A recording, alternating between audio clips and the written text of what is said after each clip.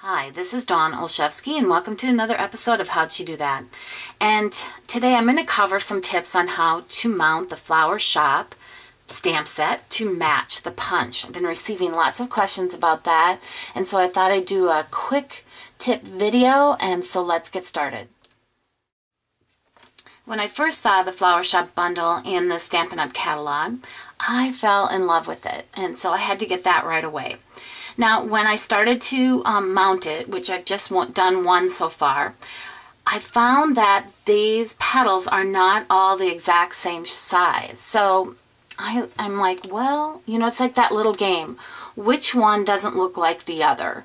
And so I found one particular petal on each of them that is a different shape. It has, I'll point to it right here, it's this one right here.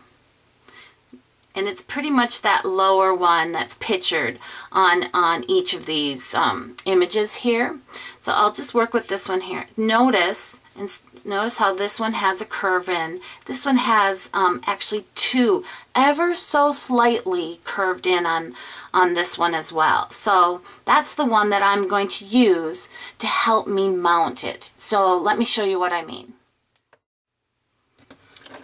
Now, the first thing that I did is I actually punched it. So I wrote bottom here. I'm going to slide that all the way in to your punch and then just punch it out.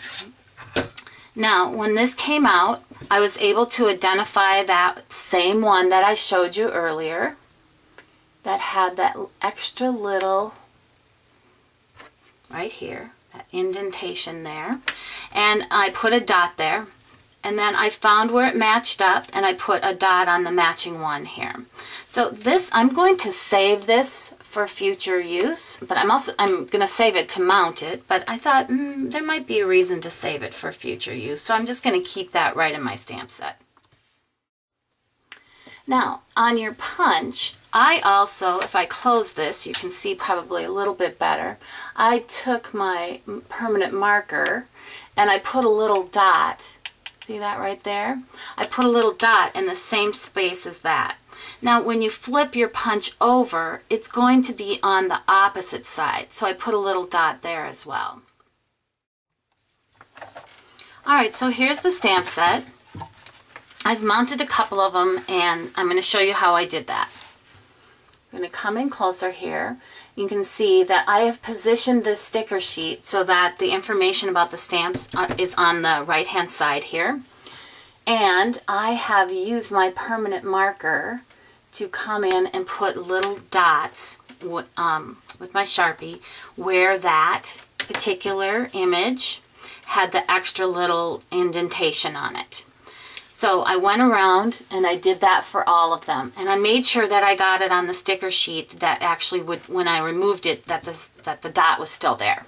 Okay, so that's the first thing. Then the next thing is I did the same thing with the rubber images. Now you'll notice that here's an example right here. This one matches this one. And the dot is here, but on the rubber image, the dot is on the opposite side, on the left-hand side. Okay, so I went ahead and I put the vinyl sticker on. And once you pull it off, if you're kind of like, oh, I'm not sure where that goes, if you look at the back side, so the sticker sheets is the back side of your punch. And notice where I put the dot there. And I'm like, okay, that looks good. Now we're going to flip these over. Okay, and for the rubber image, remember it goes on the other side here. You can see that little dot that I put there.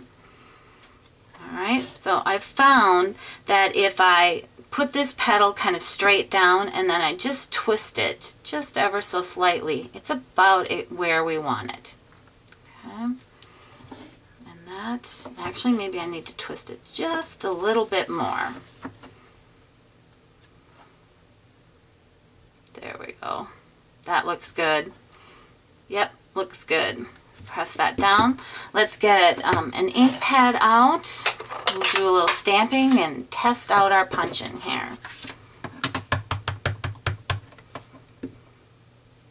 Okay, so notice how I stamped it. With this petal, with that little dot, is the bottom. Okay, and then we'll get our punch in. Oh, look at that. How nice is that? It just lines right up. Perfect every time. Alright, so I've got one last one to go here, and I thought I'd just show you one other way to do this. So I'm going to kind of use this as my guide here. Remember, this was our punch out kind of template. It's just a little too high for me. So I'm going to place the sticker there. Let's see how they kind of resemble each other. We're going to turn this over.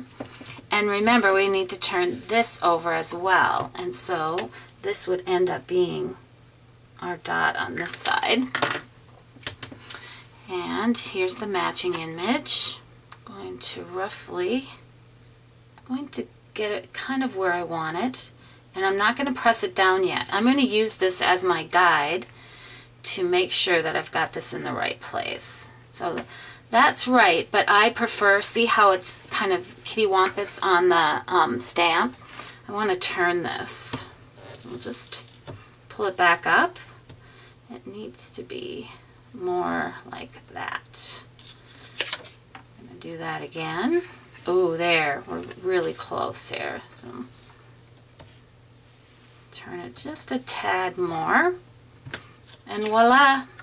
That's going to match up really nice with your punch. So actually, I probably did it a little bit too much. We'll move it back. Do you ever find yourself doing that? I move it this way and overcompensate. That looks perfect, and it is. So we'll test it one more time.